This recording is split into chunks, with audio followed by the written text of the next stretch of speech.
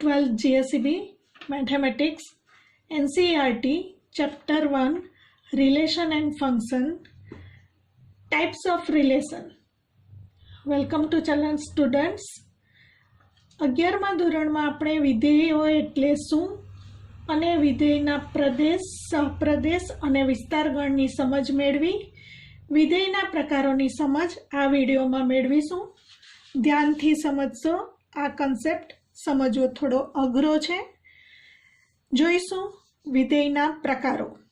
Function વિધેય. વિધેયના મુખ્ય બે પ્રકારો એક વિધેય, અનેક વિધેય અને સાથે વ્યાપ્ત વિધેય આવે. એક વિધેયને વન ફંક્શન કહીશું અથવા ઇન્જેક્ટિવ ફંક્શન તરીકે ઓળખીશું. અનેક વિધેયને મેની વન ફંક્શન તરીકે ઓળખીશું. સાથે વ્યાપ્ત વિધેય પણ આવે એટલે એમાં ફરી પાછું બાયફર્ગેશન થશે. એક અને વ્યાપ્ત વિધેય, one and on two function. One and on two ફંક્શનને બાયજેક્ટિવ ફંક્શન પણ કહેવાય. એક અને અવ્યાપ્ત વિધેય, વન એન્ડ ઇનટુ ફંક્શન. અનેક વિધેયમાં ફરી પાછું બાયફર્ગેશન થશે. અનેક વિધેય અને વ્યાપ્ત વિધેય. અનેક અને વ્યાપ્ત વિધેય એટલે કે many one and on two function. અનેક અને અવ્યાપ્ત વિધેય એટલે કે મેની વન અને ઇનટુ ફંક્શન. તો પહેલા એક વિધેયની સમજ મેળવીએ. એક વિધેય મિત્રો ધ્યાનથી સમજશો. પહેલા આપણે વ્યાખ્યા ન આપીશું, ઉદાહરણ દ્વારા સમજીશું. પહેલા હું એક વ્યવહારિક ઉદાહરણ લઉં છું. એક ઘરમાં, એક કુટુંબમાં 3 બાળકો છે અને 4 અથવા 5 કંઈ પણ લઈ શકાય, 5 રૂમ છે. 5. હવે દરેક બાળકોને આપણે અલગ અલગ રૂમ ફાળવીએ એટલે કે અલગ અલગ રૂમ આપીએ. તો એક વિધેય f a થી b પરનું આપણને મળે જ્યાં એ ગણમાં 3 બાળકો, એમાં 2 બોય છે, B1 અને B2, અને એક ગર્લ એટલે G1 છે. અને બી ગણ એટલે કે જે 5 રૂમ છે એને આપણે R1, R2, R3, R4, R5 દ્વારા દર્શાવીએ તો આપણને એક A થી B ગણ પરનું વિધેય મળશે, જેને આપણે વેન આકૃતિ દ્વારા પહેલા દર્શાવીશું. આ રીતે A ગણને દર્શાવીશું, અહીં B ગણને દર્શાવીશું અને A ગણના ઘટકો B1, B2 અને G1 ને અંદર લખીશું. B ગણના ઘટકો R1, R2, R3, R4 અને R5 ને આપણે B ગણમાં લખીશું. હવે અહીં આપણે B1 ને કોઈ પણ રૂમ ફાળવી શકીએ. ધારો કે આપણે B1 ને R1 રૂમ ફાળવીએ છીએ તો હવે B2 ને R1 સિવાયના રૂમમાંથી ફાળવીશું. ધારો કે B2 ને આપણે R4 રૂમ ફાળવીએ છીએ તો હવે G1 ને R1 અને R4 સિવાયના બાકી રહેલા રૂમ R2, R3 અને R5 માંથી ફાળવીશું. ધારો કે G1 ને આપણે R2 રૂમ ફાળવીશું તો આ વિધેયનો એક પ્રકાર અહીં એક વિધેય બને છે. મિત્રો સમજીશું. અહીં B1 ને સંગત R1 છે તો બીજા કોઈ ઘટકને સંગત R1 છે નહીં. B2 ને સંગત R4 છે તો બીજા કોઈ ઘટકને સંગત R4 જવાબ તરીકે મળતો નથી. G1ને સંગત R2 છે તો આમાંથી બીજા કોઈને સંગત R2 નથી. એટલે કે ગણ એના પ્રત્યેક ઘટકો ગણ બીના અલગ અલગ ઘટકો સાથે સંકળાયેલા છે. સંગત શબ્દ વાપરીએ તો પણ ચાલે, અથવા હવે આપણે એવું પણ કહી શકીએ કે ગણ એ થી ગણ બી પર સંબંધ ધરાવે છે. તો હવે આપણે ગાણિતિક પરિભાષામાં એવું પણ લખી શકીએ કે f of b1 equal to r1, f of b2 equal to r4 અને f of g1 equal to r2 એવું પણ કહી શકીશું. આ રીતે પણ તમે સમજાવી શકો. હવે ગણ બીના ઘટકો અહીં બાકી રહી જાય છે R3 અને R5, પરંતુ ગણ એના તમામ ઘટકોને ગણ બીના કોઈકને કોઈક ઘટક સાથે સાંકળેલા છે અને બધાને અલગ અલગ ઘટકો સાથે સંકળાયેલા છે. તો હવે આપણે કહી શકીશું ગણ એના પ્રત્યેક ઘટકો કોઈ પણ બાકી નથી, ગણ બીના અલગ અલગ ઘટકો સાથે સંકળાયેલા છે. ગાણિતિક પરિભાષામાં જોઈએ તો બીજી રીતે સમજીએ. f from a to b માટે આ જે ગણ એના સભ્યો છે એને આપણે ચલ x તરીકે ઓળખીશું. એટલે four every x belongs to a માટે આ જે મળે છે તે y મળે છે. y કેવા મળે છે? અલગ અલગ ઘટકો મળે છે y તરીકે, અલગ અલગ. એટલે કે આપણે એવું કહી શકીએ કે R1 B1 ને સંગત R1 છે તો બીજા કોઈને સંગત R1 નથી. તો અલગ અલગ y બિલોંગ્સ ટુ b મળે. હવે આ જે ચલ x છે એ ગણ એનો સભ્ય છે, એને આપણે પૂર્વ પ્રતિબિંબ કહીશું, પ્રી ઇમેજ. અને y જે છે એ બીમાં મળે છે, એને આપણે પ્રતિબિંબ તરીકે ઓળખીશું. તો આપણે બીજી રીતે બોલી શકીએ B1નું પ્રતિબિંબ R1 છે, B2નું પ્રતિબિંબ R4 છે અને G1નું પ્રતિબિંબ R2 છે. તો આપણે એવું પણ કહી શકીએ for f from a to b માટે for every x belongs to a માટે અલગ અલગ પ્રતિબિંબ y બિલોંગ્સ ટુ b મળે છે. માટે f a થી b પરનું એક એક વિધેય છે. તો આપણે વ્યવહારિક ઉદાહરણ સમજ્યા. હવે બીજું એક ઉદાહરણ આપણે આ રીતે લઈશું. f a થી b પરનું વિધેય છે જ્યાં a બરાબર 1 2 3 4 છે અને b બરાબર ગણમાં લઈ લઈએ આપણે a b c small x small y small z. હવે આપણે આ રીતે વેન આકૃતિ દ્વારા દર્શાવીએ.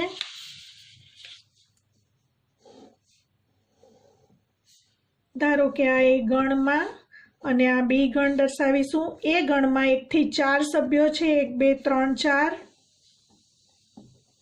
અને બી ગણમાં a b c x y અને z 6 સભ્યો છે. હવે ધારો કે એને 1 ને સંગત આ ગણ બીના 6 ઘટકોમાંથી કોઈ પણ એક ઘટક લઈએ.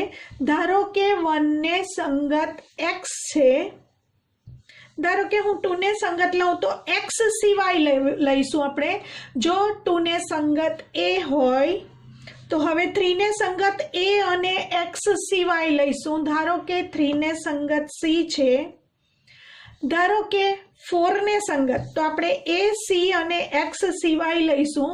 ધારો કે 4 ને સંગત z છે. તો અહીં ગણ એના જેટલા પણ સભ્યો છે તેને સંગત ગણ બી નો અનન્ય ઘટક મળે છે. માટે f a થી b પરનું એક એક વિધેય છે એવું આપણે કહીશું. અને આપણે એવું પણ લખી શકીશું f of 1 is equal to x, f of 2 is equal to a, f of 3 is equal to c અને f of 4 is equal to z. તો આ જે 1 2 3 4 છે તે ગણ એના સભ્યો છે અને x a c અને z જે છે તે ગણ બીના સભ્યો છે. સાથે યાદ કરી લઈશું વિધેયનો પ્રદેશ, સહપ્રદેશ અને વિસ્તાર ગણ. શીખી ગયા આપણે. ગણ એના જેટલા સભ્યો છે 1 2 3 4 એ ગણ એનો પ્રદેશ ગણ છે. ગણ બી a b c x y z એ ગણ f નો વિધેય f નો સહપ્રદેશ ગણ છે. અને અહીં વિસ્તાર ગણ રેન્જ ઓફ f લખવું હોય તો a x c z થી બનતો જે ગણ છે x a c z એને આપણે વિસ્તાર ગણ તરીકે ઓળખીશું. તો range of f is a subset of codomain એટલે કે સહપ્રદેશ ગણ એવું આપણે શીખી ગયા. કોડોમેઇનને CDF વડે દર્શાવી શકીએ. તો range of f is a subset of CDF or equal to પણ આવે એ હંમેશા સત્ય છે. સાથે યાદ કરીશું ત્રીજું એક ઉદાહરણ લઈને. ધારો કે f ને આપણે વિધેયને ક્રમયુક્ત જોડોના ગણ તરીકે આપણને રકમમાં આપેલ હોય 1 5 ધારો કે 2 6 3 7 4 8 આ રીતે આપેલ છે. તો આના ઉપરથી આપણે f a થી b પરનું વિધેય હોય તો એ ગણ આપણે દર્શાવી શકીએ. 1 પહેલા સભ્યોનો ગણ એ પ્રદેશ ગણ છે અને બીજા સભ્યોનો ગણ એ સહપ્રદેશ ગણ પણ છે અને વિસ્તાર ગણ પણ છે. તો 5 6 7 8 અને f a થી b પરનું વિધેય છે. તો આને આપણે વેન આકૃતિ દ્વારા દર્શાવવું હોય તો આ રીતે એ ગણમાં અને આપણે વચ્ચે ફંક્શન f લખીશું. ફંક્શન f એ ગણમાં 4 સભ્યો છે 1 2 3 4. બી ગણમાં પણ 4 સભ્યો છે 5 6 7 8 અને એકને સંગત 5 છે. એરો મારીશું, દરેક વખતે એરો દર્શાવીશું આપણે.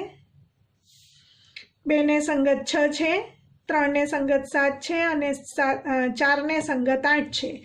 તો ગણ એના પ્રત્યેક ઘટકો સંકળાયેલા છે. ગણ એના પ્રત્યેક ઘટકો ગણ બીના અનન્ય ઘટક સાથે સંકળાયેલા છે માટે f વિધેય છે અને ગણ એના પ્રત્યેક ઘટકો માટે અલગ અલગ પ્રતિબિંબ બી ગણમાં મળે છે માટે f એક વિધેય છે એવું આપણે કહી શકીશું. બીજું ચોથું એક ઉદાહરણ લઈશું. હવે અલગ રીતે રકમ લઈશું. f from r to r ધારો કે r થી r પરનું વિધેય છે જ્યાં fx બરાબર x પ્લસ 1 છે. હવે જ્યારે પ્રદેશ ગણ r હોય તો પ્રદેશ ગણમાંથી ચલ x ની કિંમતો પસંદ કરીને આપણે વિધેયમાં મૂકીએ છીએ. પણ r હોવાને કારણે બધી કિંમતો મૂકવી શક્ય નથી. કેટલીક કિંમતો મૂકીશું. ધારો કે આપણે કોઈ ઋણ કિંમતથી શરૂઆત કરીએ. -3 મૂકીએ તો -3 + 1 ઇઝ ઇક્વલ ટુ -2. ધારો કે -1/2 મૂકીશું તો -1/2 + 1 ઇઝ ઇક્વલ ટુ 1/2. કારણ કે આરમાં તો સમય અસમય ધન પૂર્ણાંક ઋણ પૂર્ણાંક ધન અપૂર્ણાંક ઋણ અપૂર્ણાંક બધી જ સમય અસમયથી બધી જ સંખ્યાઓનો સમાવેશ થાય, પરંતુ બધી કિંમતો મૂકવી અહીં શક્ય નથી. જો શૂન્ય મૂકીશું તો 0 + 1 1 જવાબ આવશે. 1 મૂકીશું તો 1 + 1 ઇઝ ઇક્વલ ટુ 2 આન્સર મળશે. તો મિત્રો આના ઉપરથી આપણે અનુમાન કરી શકીએ કે ચલ x ની કિંમત આ બધા x છે. ચલ x ની કિંમત પ્રદેશ r માંથી પસંદ કરીને વિધેયમાં મૂકવાથી જે તમામ જવાબો મળે છે એ તમામ જવાબોને આપણે y તરીકે ઓળખીશું અને જે કિંમતો મૂકીએ છીએ પ્રદેશમાંથી એ બધી આપણી x છે. તો F of x equal to Y. હવે આપણને વાય તરીકે શું મળે છે અહીં એ ચેક કરીશું. તો -3 ને સંગત -2 મળે છે. તો બીજી કોઈ પણ કિંમતને સંગત -2 મળતું નથી, કારણ કે જે કિંમત ચલ એક્સની આપણે પ્રદેશમાંથી લઈશું તેની અંદર એક ઉમેરતા આપણને જવાબ મળશે. એટલે અહીં એક્સની કિંમત બદલતા જઈશું તેમ તેમ x+1 એટલે કે વાય પણ આપણો બદલાતો જશે. એક્સની કિંમત બદલતા વાયની કિંમત પણ બદલાતી જશે. એટલે કે એક એક વિધેય છે એવું આપણે કહી શકીએ, કારણ કે -3 ને સંગત -2 છે, બીજા કોઈને સંગત -2 જવાબ મળવાનો નથી એવું દરેક ઘટક માટે કહી શકીએ. તો વ્યાપક સ્વરૂપે આપણે શું કહી શકીશું? ફોર એવરી આ વાય, તો ફોર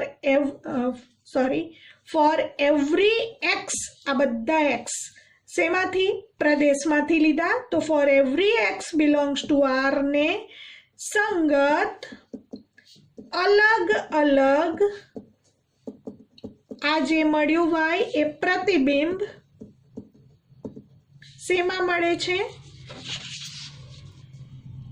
સહપ્રદેશ ગણમાં. અને સહપ્રદેશ ગણ પણ શું છે? પ્રતિબિંબને આપણે વાય તરીકે ઓળખીશું. વાય બિલોંગ્સ ટુ આર સહપ્રદેશમાં મળે છે, માટે આપેલ વિધેય એક એક વિધેય છે એવું આપણે કહી શકીશું. તો આપણે અલગ અલગ પ્રકારના ઉદાહરણ જોયા, જેનાથી આપણને સમજ સ્પષ્ટ થઈ એક એક વિધેય કોને કહેવાય. હવે સ્પષ્ટ રીતે વ્યાખ્યા જોઈશું. જો એફની અંતર્ગત એના ભિન્ન ઘટકોના પ્રતિબિંબો પણ ભિન્ન હોય, એની જગ્યાએ અહીં આર છે, અથવા આ ઉદાહરણ લઈએ, એના ભિન્ન ઘટકોના પ્રતિબિંબો પણ ભિન્ન ભિન્ન છે, તો એફ ને એ થી બી પરનું એક એક વિધેય કહેવાય. તો વ્યાખ્યા સમજીશું. જો એફની અંતર્ગત એના ભિન્ન ઘટકોના પ્રતિબિંબો પણ ભિન્ન હોય તો F from A two B ને એક એક વિધેય કહે છે. એટલે કે બીજી રીતે એની વ્યાખ્યા આ રીતે આપી શકાશે. પ્રત્યેક x1 x2 belongs to A માટે fx1 equal to fx2 implies x1 equal to x2, તો f એક એક વિધેય છે. અન્યથા એટલે કે નહીં તો વિધેય f ને અનેક એક વિધેય કહીશું. હવે આ સમજીએ. fx1 બરાબર fx2 ઇમ્પ્લાઇઝ x1 બરાબર x2. એને આપણે ઉલટી રીતે લખવું હોય તો આને આ તરફ અને આને આ તરફ લઈ જતા એવું બતાવીએ તો પણ ચાલે કે x1 is not equal to x2 implies fx1 is not equal to fx2. તો પણ f ને a થી b પરનું એક એક વિધેય કહેવાય. બંને સમાનાર્થી વિધાનો છે. તો આપણે એ સમજીશું ઉદાહરણમાં. x1 is not equal to x2 implies fx1 is not equal to fx2 એવું પ્રત્યેક x1 x2 બિલોંગ્સ ટુ પ્રદેશ માટે થાય તો f ને એક એક વિધેય કહેવાય. હવે જુઓ, x1 અને x2 તરીકે આ બે ઘટકો લઈએ. આ ઉદાહરણમાં જ સમજીએ. ધારો કે x1 બરાબર 1 છે અને x2 બરાબર 2 છે. હવે x1 અને x2 સમાન નથી, તો આપણને fx1 એટલે f ઓફ 1 શું મળ્યું? f1 x. અને fx2 એટલે f2 શું મળ્યું છે? a. તો અહીં x1 1 અને 2 સમાન નથી, ઇમ્પ્લાઇઝ fx1 અને fx2 પણ સમાન નથી, બંને અલગ છે. તો implies fx1 is not equal to fx2, માટે f એક એક વિધેય છે. તમે આનાથી ઉલટું અને આવું for every x1 x2 belongs to A માટે સાચું થવું જોઈએ. તમે જોઈ શકો છો આ બે ઘટકો માટે પરસ્પર બધા જ ઘટકો માટે એ સત્ય છે. 1 is not equal to 4 implies f1 is not equal to f4 એવું પણ કહી શકાય. તો એક એક વિધેયની સમજ આપણે સ્પષ્ટ મેળવી. હવે જોઈશું અનેક એક વિધેયની સમજ મેળવીશું. પહેલા ઉદાહરણ જોઈશું અને પછી વ્યાખ્યા જોઈશું। ધારો કે એક વ્યવહારિક ઉદાહરણ લઈએ। એફ એ થી બી પરનું વિધેય છે જ્યાં f of x equal to એક્સની માતા અને એક્સ આપણે એ ગણમાંથી લેવાનો છે, તો એમાં ધારો કે 3 બાળકો છે, રામ છે, સ્નેહ છે, મનાલી છે અને બી ગણમાં માતાઓનો ગણ છે, એને આપણે સ્મોલ અંગ્રેજી મૂળાક્ષર દ્વારા ધારો કે મનીષાબેનને એમ લઈશું અથવા લખીએ તો પણ ચાલે, મનીષાબેન, કવિતાબેન અને અંજલિબેન। હવે એફ એ થી બી પરનો વિધેય છે તેને પહેલા આપણે દર્શાવીશું વેન આકૃતિ દ્વારા। જો હું અહીં એ ગણ અને બી ગણમાં પહેલા સભ્યો લખી દઉં, રામ, સ્નેહ,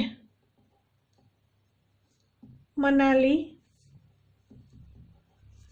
અને અહીં હું મનીષાબેનનો એમ દર્શાવીશ, કવિતાબેનનો કે દર્શાવીશ અને અંજલિબેનનો એ દર્શાવીશ। હવે ધારો કે મનીષાબેનના જ 2 બાળકો છે, રવિ અને સ્નેહ, રામ અને સ્નેહ, તો આપણે રામને સંગત પણ મનીષાબેન અને સ્નેહને સંગત પણ મનીષાબેન કહીશું। અને ધારો કે મનાલીની માતા અંજલિબેન છે। હવે આ વિધેયનો પ્રકાર કયો? તો રામને સંગત પણ મનીષાબેન, સ્નેહને સંગત પણ મનીષાબેન। એનો અર્થ ગણ એના 1 થી વધુ સભ્યો એટલે અનેક એ ગણ બીના એક ઘટક સાથે સંકળાયેલા છે। રામ અને સ્નેહ બંનેની માતા મનીષાબેન છે, તો રામને સંગત પણ મનીષાબેન, સ્નેહને સંગત પણ મનીષાબેન। તો આ 1 થી વધારે ઘટકો એટલે અનેક અને એક જ ઘટક સાથે સંકળાયેલા છે એટલે 1, તો આ કહીશું અનેક એક વિધેય તરીકે ઓળખીશું। હવે આમાં કવિતાબેન તો એના બાળકો અહીં નથી દર્શાવેલા, માટે કવિતાબેન સાથે સંગત હોય એવો ગણ એનો એક પણ ઘટક નથી। તો મિત્રો સમજમાં આવી ગયું હશે આ ઉદાહરણ, અનેક એક વિધેયનું આ ઉદાહરણ છે। ત્યારબાદ બીજું એક ઉદાહરણ લઈશું। ધારો કે વિધેય ક્રમયુક્ત જોડોના ગણ તરીકે આપેલ છે। ધારો કે 1 ને સંગત પણ 3 છે, 2 ને સંગત પણ 3 છે, 3 ને સંગત 3 છે, ધારો કે 4 ને સંગત 5 છે। હવે આને આપણે એફ કહીશું અને એ ગણ પહેલા સભ્યોનો ગણ, બી ગણ બીજા સભ્યોનો ગણ અને એફ એ થી બી પરનું વિધેય છે। આ વિધેયનો પ્રકાર સમજવો છે તો પહેલા આપણે એને વેન આકૃતિ દ્વારા દર્શાવીને પણ સમજી શકીએ અથવા ક્રમયુક્ત જોડનોના ગણ તરીકે રહેવા દઈને જ સમજી શકીએ। આપણે બંને રીતે સમજીશું। પહેલા આપણે એ થી બી પરનું વિધેય આ રીતે દર્શાવી દઈએ। ફંક્શન એફ, આમાં 4 સભ્યો છે, 1 2 3 4, આમાં 2 સભ્યો છે 3 અને 5, 1 ને સંગત 3,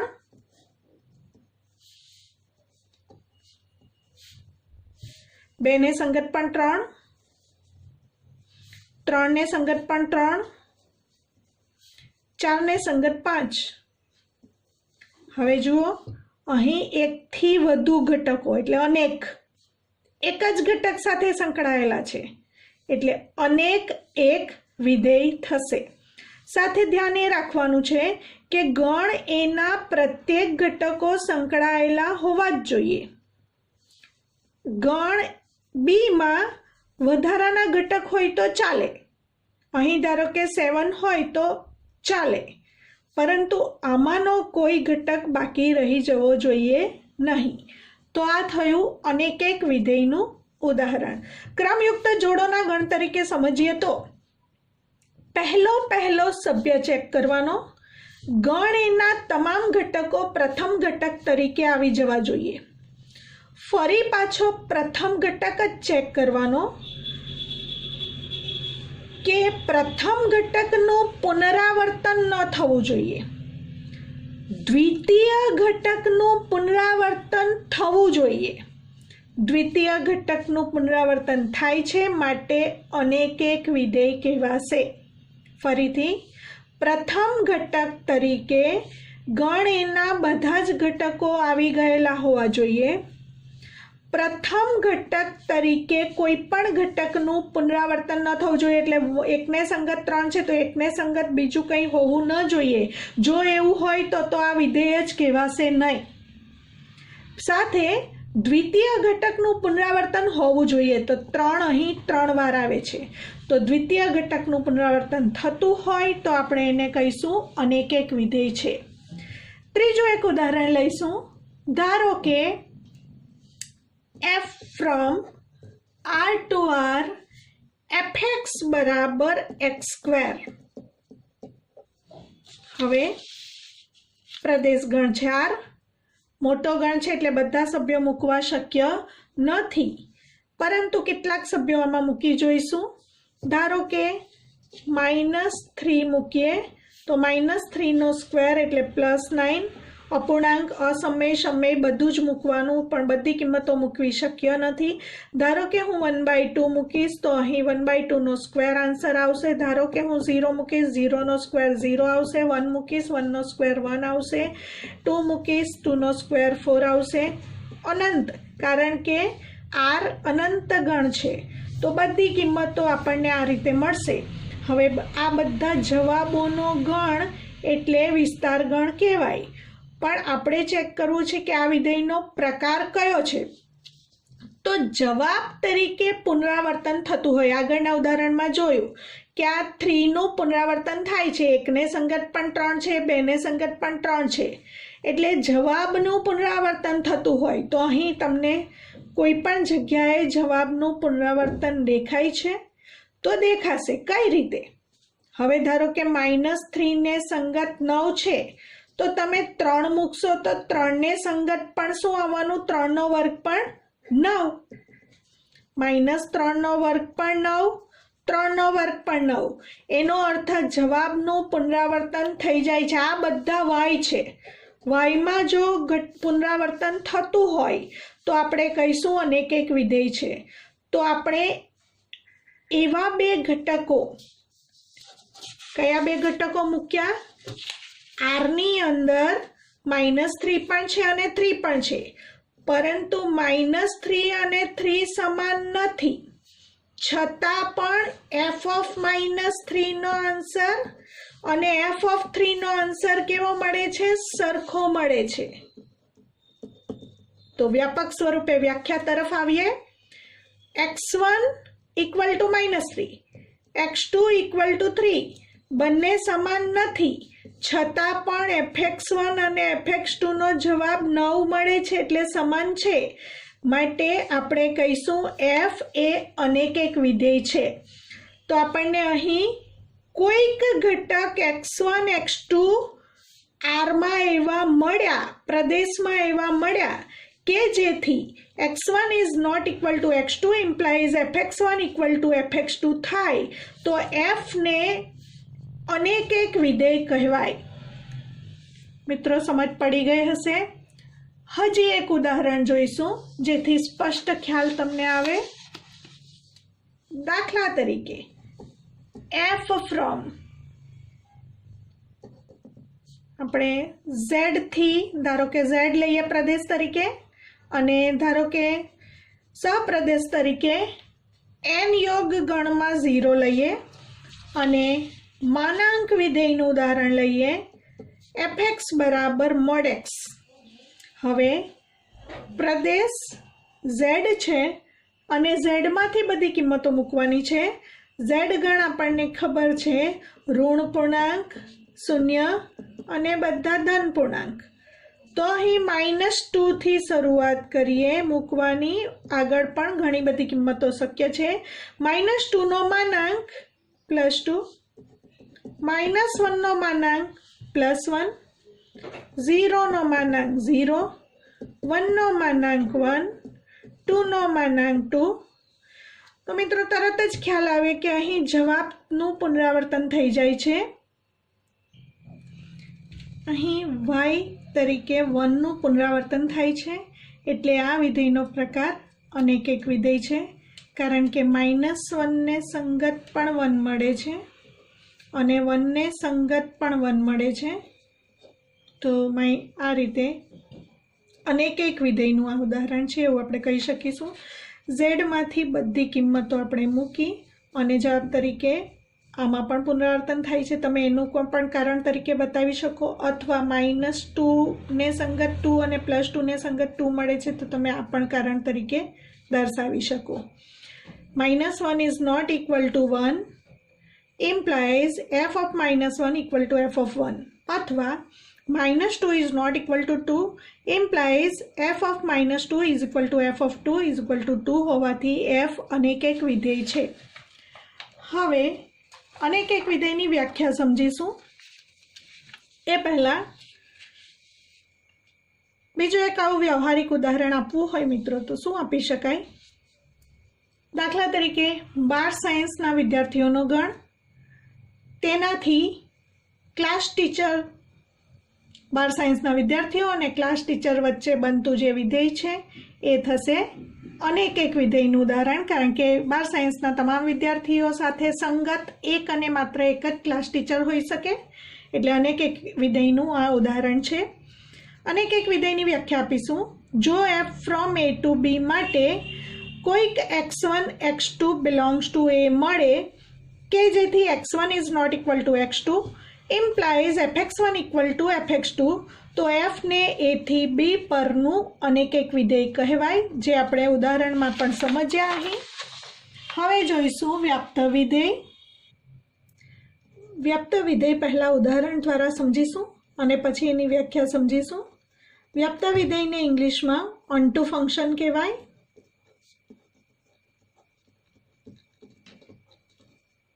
સમજીશું।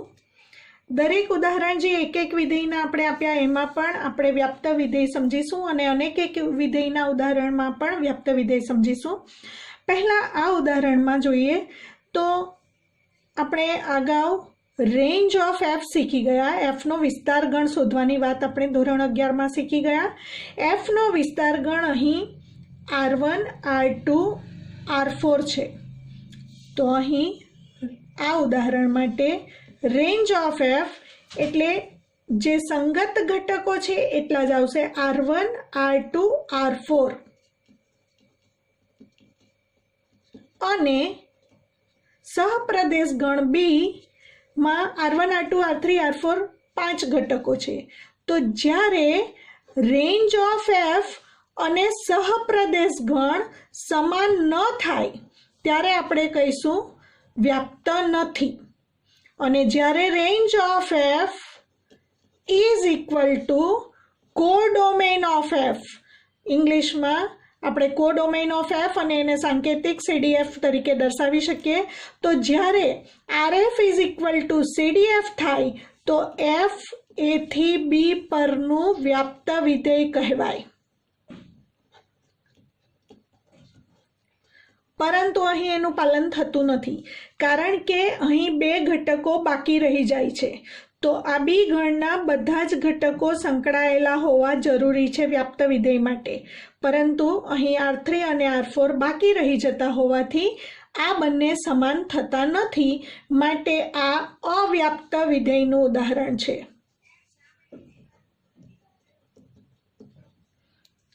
બીજું ઉદાહરણમાં જોઈશું। આ ઉદાહરણમાં range of f equal two A C x અને ઝેડ, એ સી એક્સ અને ઝેડ આ ચાર જ ઘટકો આ ચાર ઘટકો સાથે સંકળાયેલા છે, બાકી રહી જાય છે બી અને વાય। તો અહીં રેન્જ ઓફ એફ આ પ્રમાણે છે અને સહપ્રદેશ ગણ બી છે.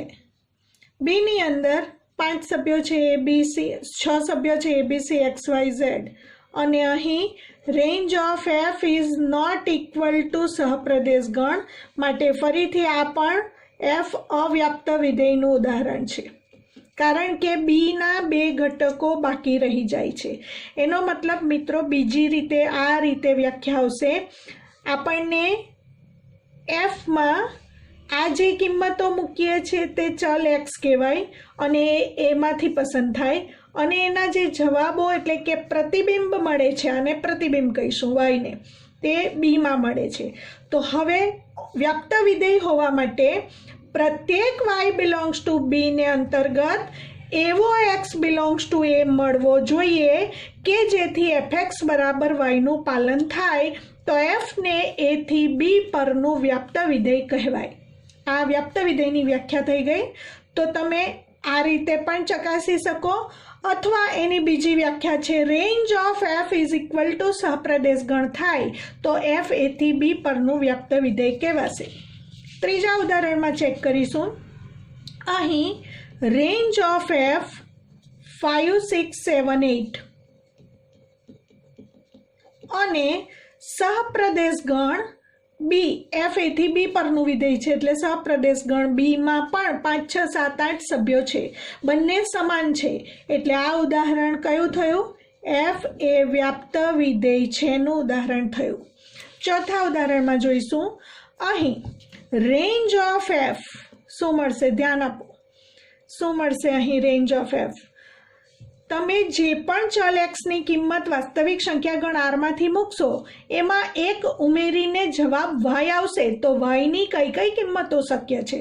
તો વાયની આરમાંથી બધી જ કિંમતો શક્ય છે એટલે વાય એ જે જવાબો છે એ બધી જ વાસ્તવિક સંખ્યા જવાબ તરીકે મળશે. એનો અર્થ રેન્જ ઓફ એફ શું છે? વાસ્તવિક સંખ્યા ગણ આર અને સહપ્રદેશ ગણ પણ શું છે? વાસ્તવિક સંખ્યા ગણ આર માટે એફ વ્યાપ્ત વિધેય છે. તો મિત્રો એક એક વિધેયની સાથે આપણે આ પણ ચેક કર્યું. તો પહેલા ઉદાહરણમાં એફ એક એક પણ છે, અવ્યાપ્ત છે. એફ એક એક અને અવ્યાપ્ત.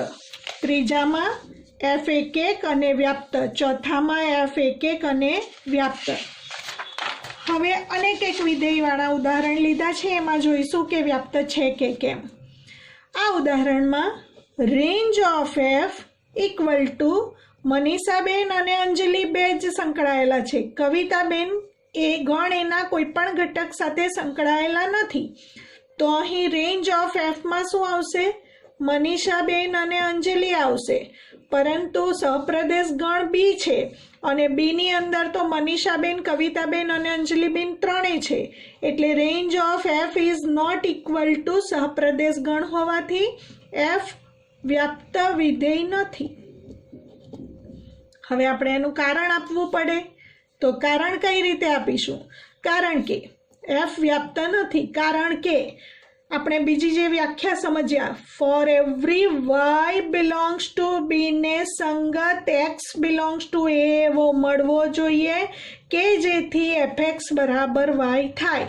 તો વાય તરીકે કવિતાબેન, તો આપણે કહીશું કવિતાબેન બિલોંગ્સ ટુ બી માટે એવો કોઈ પણ એક્સ એમાં મળતો નથી કે જેથી એફએક્સ બરાબર કવિતાબેન થાય. ખ્યાલ આવી ગયો હશે. તો આ બંને વ્યાખ્યા પરથી મેં સમજ આપી. બીજા ઉદાહરણમાં જોઈશું. અહીં રેન્જ ઓફ એફ શું મળશે? 3 અને 5 અને સહપ્રદેશ ગણ પણ બી છે, તેમાં પણ 3, 5 છે માટે આ ઉદાહરણ એફ વ્યાપ્ત વિધેય છે. આ ઉદાહરણમાં એફ આર થી આર પરનું વિધેય છે fx બરાબર x સ્ક્વેર છે. હવે જુઓ મિત્રો, અહીં રેન્જ ઓફ f એટલે કે તમામ y નો ગણ. તો અહીં જવાબમાં તમને ક્યાંય પણ ઋણ વાસ્તવિક સંખ્યા દેખાતી નથી.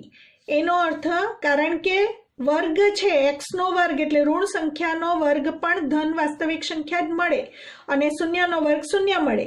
તો જવાબોમાં માત્ર ધન વાસ્તવિક સંખ્યા અને શૂન્ય મળે છે.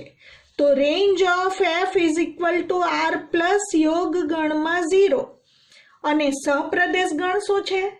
r છે. સહપ્રદેશ ગણ r છે. બંને સમાન નથી. rf is not equal to સહપ્રદેશ ગણ, માટે f વ્યાપ્ત નથી. હવે મિત્રો, આ જ ઉદાહરણમાં વ્યાપ્ત વિધેય બનાવવું હોય તો કંઈક ફેરફાર પ્રદેશ અને સપ્રદેશમાં કરીને બનાવી શકાય. બીજું એક ઉદાહરણ જોઈએ. ચોથા ઉદાહરણમાં f from z to n યોગ 0 fx બરાબર mod x આપેલું છે. તો અહીં રેન્જ ઓફ f ની વાત કરીએ ત્યારે જવાબ તરીકે કોઈ પણ ઋણ સંખ્યા આવવાની નથી. પ્રદેશ z છે એટલે આપણે અપૂર્ણાંક કિંમત આમાં મૂકવાની થતી નથી. તો જવાબો તરીકે આપણને શૂન્ય મળશે અને ધન પૂર્ણાંકો જ મળશે. જુઓ, -3 મૂકશો તો પણ 3 મળશે, +3 મૂકશો તો પણ 3 મળશે. તો જવાબો તરીકે એટલે કે જે y ની કિંમત તમને મળવાની છે તે કઈ મળવાની છે? 0 અને ધન પૂર્ણાંક મળશે. તો 0 અને ધન પૂર્ણાંક એટલે n યોગ ગણમાં 0 આવશે. અને સહપ્રદેશ ગણ પણ શું છે? સહપ્રદેશ ગણ એટલે CDF લખી શકાય. એ પણ n યોગ ગણમાં 0 છે. બંને સમાન છે, માટે range of f is equal two CDF હોવાથી f વ્યાપ્ત વિધેય છે નું ઉદાહરણ છે. આ વ્યાપ્ત વિધેયની વ્યાખ્યા જોઈ લઈએ. વ્યાપ્ત વિધેયને ઇંગ્લિશમાં સર્જેક્ટિવ ફંક્શન અથવા ઓનટુ ફંક્શન બંને એના નામ છે. સર્જેક્ટિવ ફંક્શન અથવા ઓનટુ ફંક્શન તરીકે ઓળખાય છે. જો b નો પ્રત્યેક ઘટક એ a ના કોઈ ઘટકનું f ની અંતર્ગત પ્રતિબિંબ હોય તો f from a to b ને વ્યાપ્ત વિધેય કહે છે. એટલે કે એનું અર્થઘટન આપણે આવું જ કરી શકીએ. જો b નો પ્રત્યેક ઘટક એટલે for every y belongs to b, for every y belongs to b માટે ની અંતર્ગત f ની અંતર્ગત એવો કોઈક ઘટક x બિલોંગ્સ ટુ a મળે, એવો કોઈક ઘટક x બિલોંગ્સ ટુ a મળે કે જેથી fx બરાબર y થાય, કારણ કે તો જ પ્રતિબિંબ કહેવાશે y, કે જેથી fx બરાબર y થાય તો f ને a થી b પરનું વ્યાપ્ત વિધેય કહે છે. ફરીથી, જો b નો પ્રત્યેક ઘટક એ a ના કોઈ ઘટકનું f ની અંતર્ગત પ્રતિબિંબ હોય તો f from a to b ને વ્યાપ્ત વિધેય કહે છે. મિત્રો, એટલે અહીં b નો કોઈ પણ ઘટક બાકી રહી જવો જોઈએ નહીં. b ના પ્રત્યેક ઘટક માટે એવો x પ્રદેશમાં મળવો જોઈએ કે જેથી fx બરાબર y થાય તો f ને a થી b પરનું વ્યાપ્ત વિધેય કહેવાય. હવે બીજી વ્યાખ્યા પણ છે. આગળ આપણે ઉદાહરણમાં જોયું, જો f from a to b માટે રેન્જ ઓફ f એટલે f નો વિસ્તાર ગણ અને f નો સહપ્રદેશ ગણ સમાન બને તો f ને વ્યાપ્ત વિધેય કહેવાય. બંને દ્વારા આપણે ઉદાહરણમાં સમજ મેળવી. હવે કેટલીક અહીં વેન આકૃતિઓ મેં દોરેલી છે, એના ઉપરથી તમારે કહેવાનું છે કે વિધેય છે કે કેમ, અને જો વિધેય છે તો એનો પ્રકાર જણાવવાનો છે. પહેલું જોઈશું, વિધેય હોવા માટે ગણ એનો એક પણ ઘટક સંકળાયા વગરનો બાકી રહેવું જોઈએ નહીં. આ પહેલી મેટર. અને બીજી મેટર કે ગણ એનો પ્રત્યેક ઘટક ગણ બીના અનન્ય ઘટક સાથે સંકળાયેલો હોવો જોઈએ.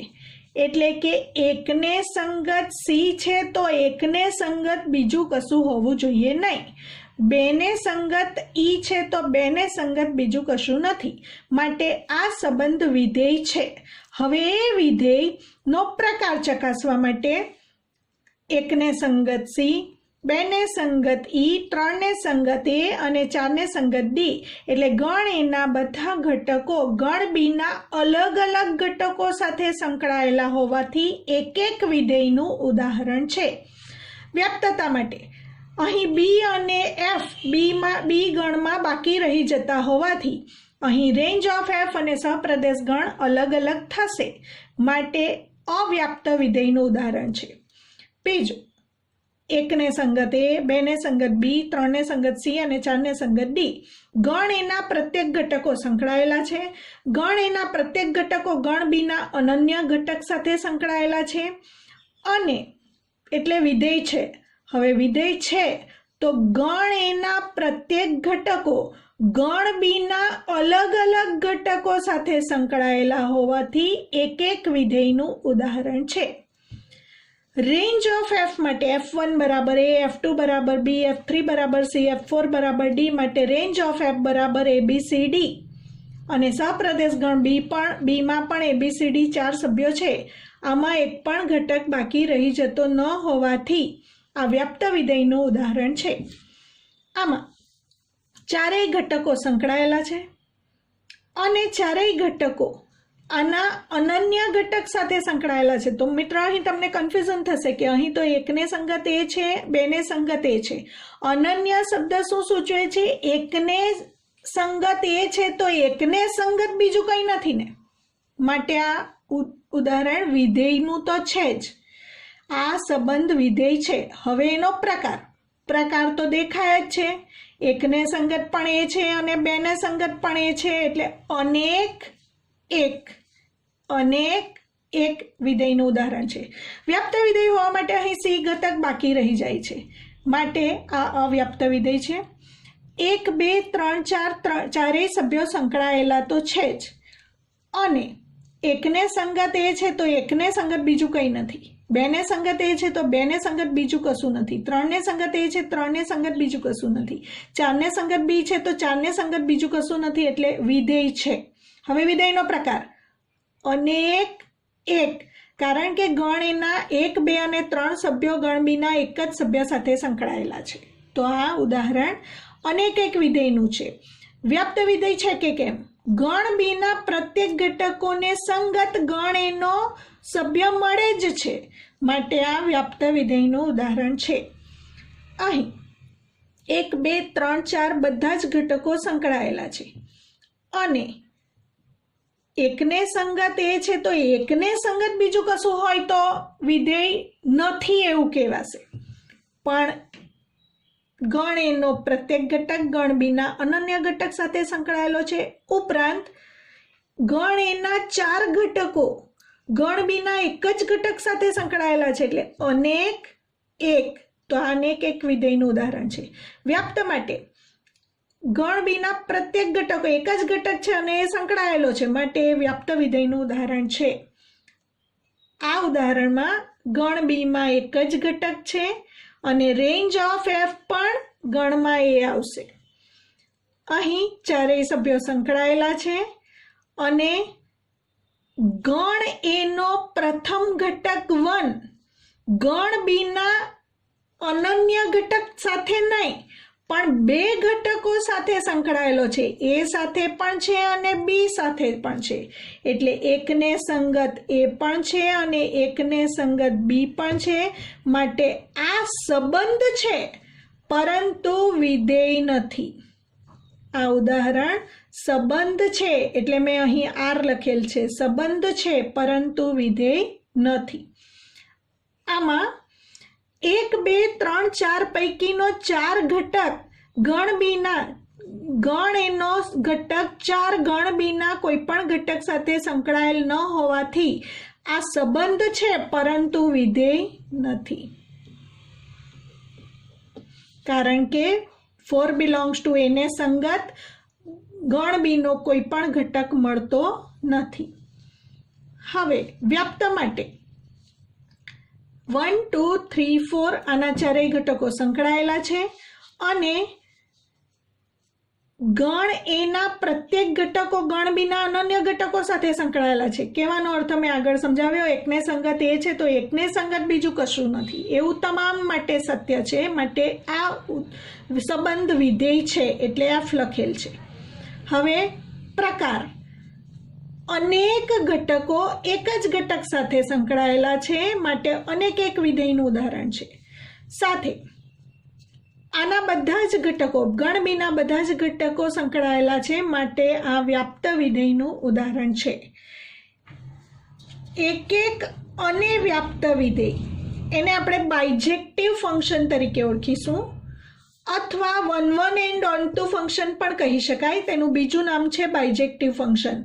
તો ક્યારે કહેવાશે? જો એફ ફ્રોમ એ ટુ બી એક એક અને વ્યાપ્ત બંને હોય, એક એક પણ હોય અને વ્યાપ્ત પણ હોય, તો F from A two B ને એક એક અને વ્યાપ્ત વિધેય કહેવાય. મિત્રો, આપણે ઉદાહરણ દ્વારા સ્પષ્ટ સમજ મેળવી.